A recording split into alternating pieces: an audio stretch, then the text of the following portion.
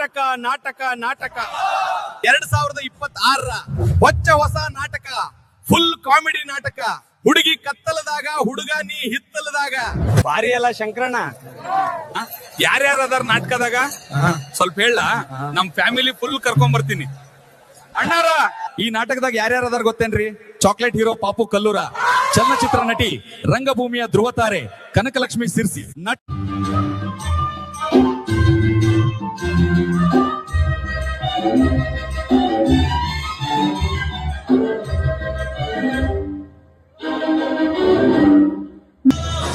ಬಸವರಾಜನ ಹೆಂಡತಿ ಸುಂದರಿ. ಸುಂದರಿ ಅಷ್ಟೇ ಅಲ್ಲ, ಸುರಲೋಕದ ಅಪ್ಸರೆ.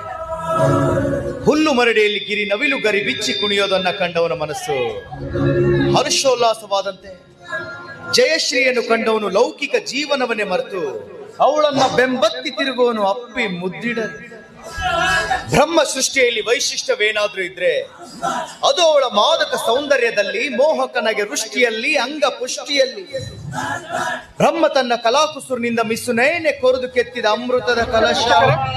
ನಾವಿಂದು ಒಂದು ಗುರು ಹಳೆಯ ಹುಚ್ಚೇಶ್ವರ ನಾಟಕ ಸಂಘದಲ್ಲಿ ಇದ್ವಿ. ಇದರ ಮಾಲೀಕರು ಮೊದಲಿಗೆ ಒಂದು ಟೆಕ್ನಿಷಿಯನ್ ಆಗಿ ತಮ್ಮ ಜೀವನ ಪಯಣ ಸರ್ ಮಾಡ್ತಾರೆ, ಜೊತೆಗೆ ಒಂದು ರಂಗಭೂಮಿಯಲ್ಲಿ ತಮ್ಮ ನಂತರದಲ್ಲೇ ರಂಗಭೂಮಿಯಲ್ಲಿ ಇರ್ತಾರೆ. ಜೊತೆಗೆ ಒಂದು ದೊಡ್ಡ ತಂಡವನ್ನೇ ಕಟ್ಟಿ ಅದರಲ್ಲಿ ಒಂದು ಪ್ರಸಿದ್ಧವಾಗಿ ಅವರ ಅಭಿನಯದ ಜೊತೆಗೆ ಅಲ್ಲಿರೋ ಕಲಾವಿದರ ಸಹಿತ ಒಂದು ಒಳ್ಳೆ ರೀತಿಯಲ್ಲಿ ಅಭಿನಯ ಕೊಡ್ತಾರೆ. ಅದಕ್ಕೆ ಸಾಕ್ಷಿನಂತೆ ಇಲ್ಲಿ ನಡೀತಿರುವ ಒಂದು ಜನಸಂಖ್ಯೆ ನೋಡ್ಬೋದು, ಒಂದು ಟಿಕೆಟ್ಗಳಿಗೆ ಮೂಗಿ ಬೀಳ್ ನೋಡುವಂತ ಸನ್ನಿವೇಶ ನೋಡ್ಬೋದು. ಅಂತದ್ರನ್ನ ಕಟ್ಟಿ ಹೇಗೆ ಬೆಳೆಸ್ತಾರೆ ಅನ್ನೋದನ್ನ ಅವರ ಒಂದು ಸಂದರ್ಶನ ನಿಮ್ಗೆ ತೋರಿಸ್ತೀವಿ, ಬನ್ನಿ ವೀಕ್ಷಕ. ಸರ್, ಈಗ ಮಲೆನಾಡು ಉತ್ತರ ಕನ್ನಡ ಕಡೆನೇ ಸ್ವಲ್ಪ ರಂಗಭೂಮಿ ಕಡೆ ಜಾಸ್ತಿ ಬರ್ತದೆ, ಅದು ನಾಟಕಗಳಲ್ಲೇ ಜಾಸ್ತಿ ಬೆಳೆಯುವಂಥದ್ದು.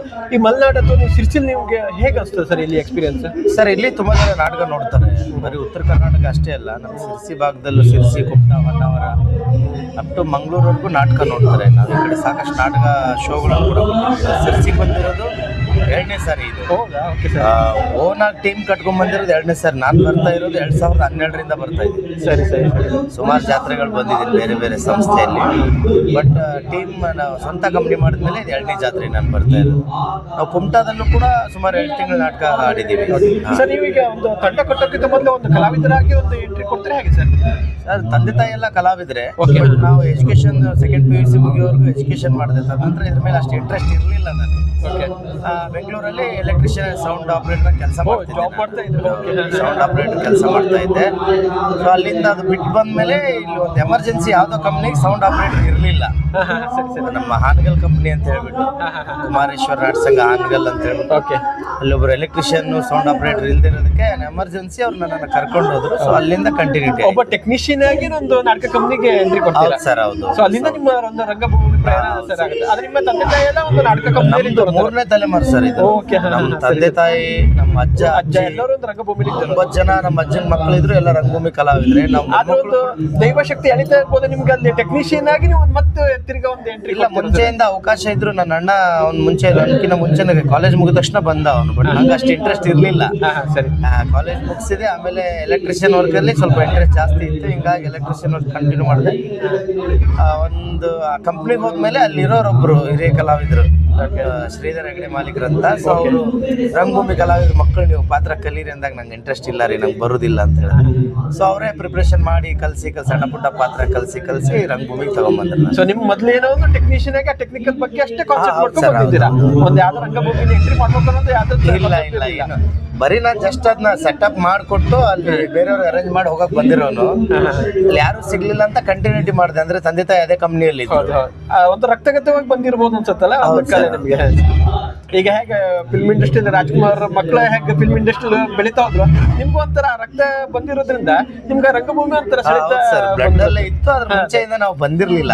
ಕಾಲೇಜ್ ಇದ್ದಿದ್ದು ಎಜುಕೇಶನ್ ಸಲುವಾಗಿ ನಾವು ಬಂದಿರ್ಲಿಲ್ಲ.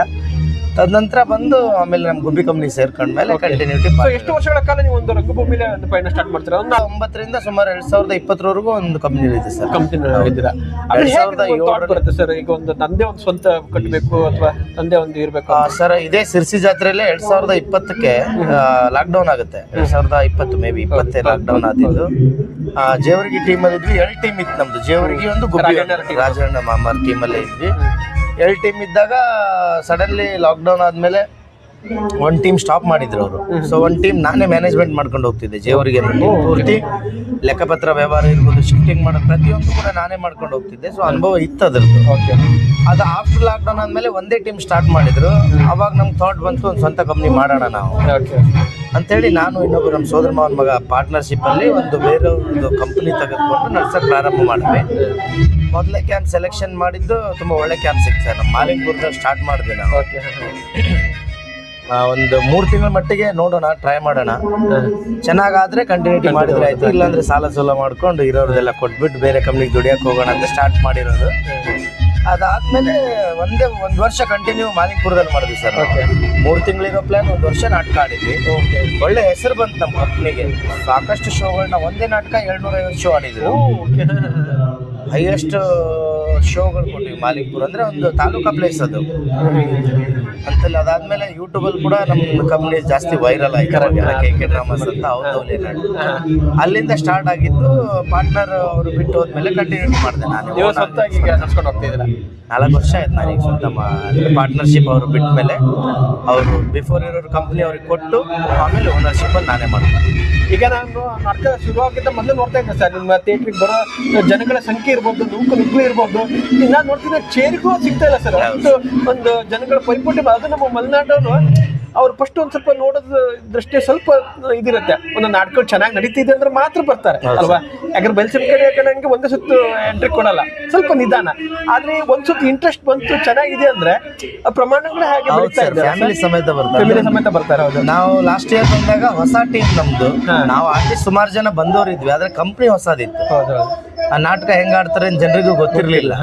ಸೊ ಹಿಂಗಾಗಿ ನಮ್ಗೊಂದು ವಾರ 10 ದಿನ ಸ್ವಲ್ಪ ಪಿಕಪ್ ಕಡಿಮೆ ಇತ್ತು. ಅದಾದ್ಮೇಲೆ ಯಾವಾಗ ಜನರಿಗೆ ನಾಟಕ ಚೆನ್ನಾಗಿದೆ, ಆರ್ಟಿಸ್ಟ್ ಎಲ್ಲ ಒಳ್ಳೆ ಒಳ್ಳೆ ಕಲಾವಿದರು ಇದ್ದಾರೆ ಇಲ್ಲಿ ಅಂತ ಹೇಳಿ ಗೊತ್ತಾದ್ಮೇಲೆ ಜನನೇ ಪಬ್ಲಿಸಿಟಿ ಮಾಡಿದ್ಮೇಲೆ ಒಂದು ಸುಮಾರು 75 ಶೋ ಆಡಿದ್ವಿ ಸರ್ ನಾವು ಗಂಡನಿಗೆ ತಕ್ಕಂಡು.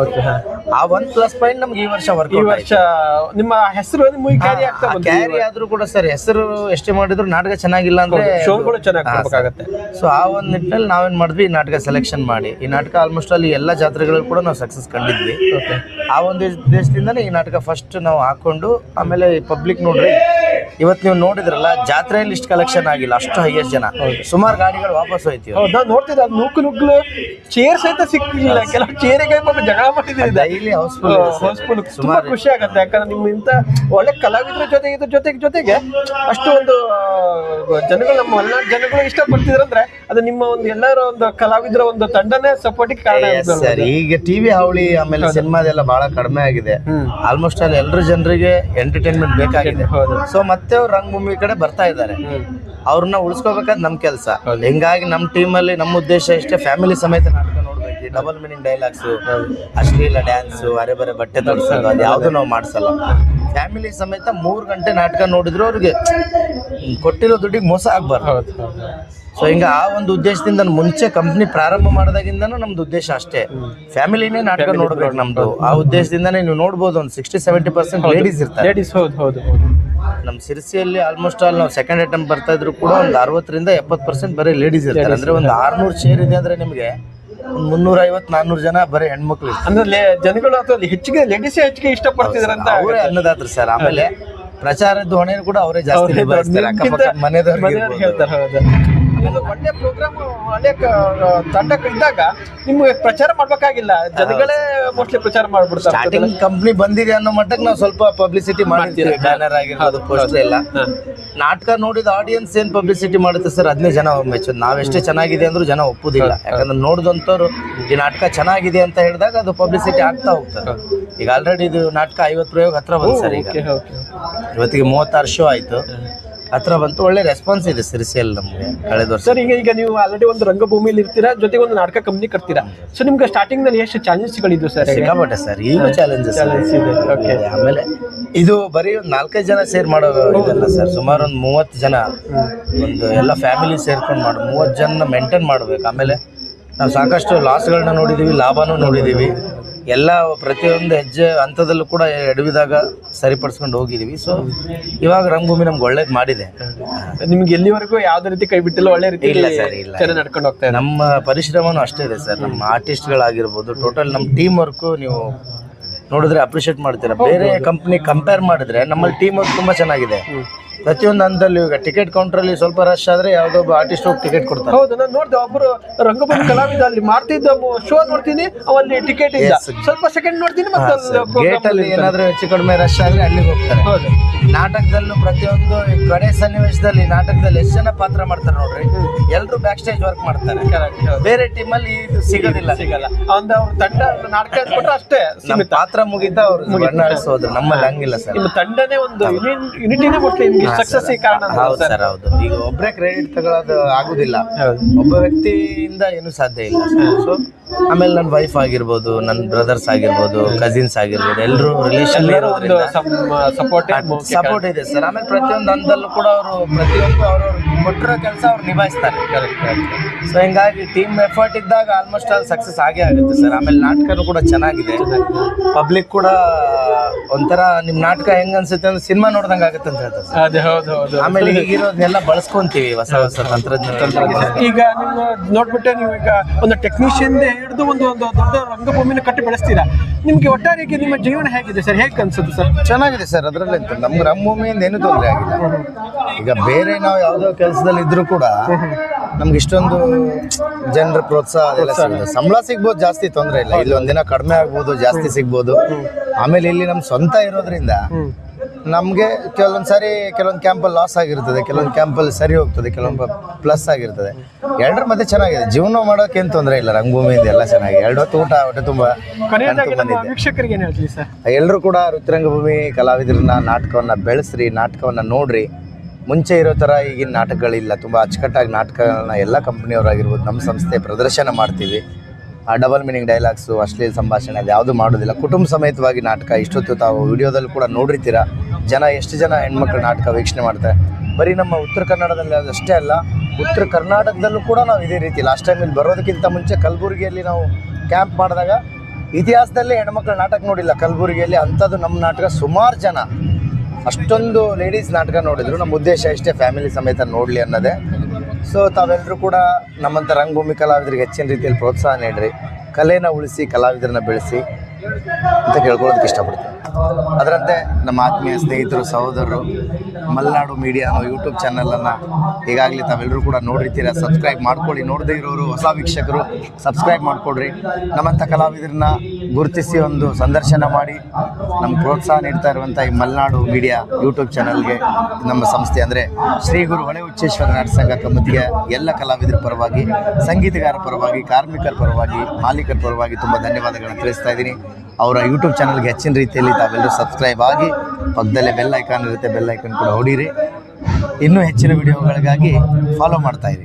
Thank you sir.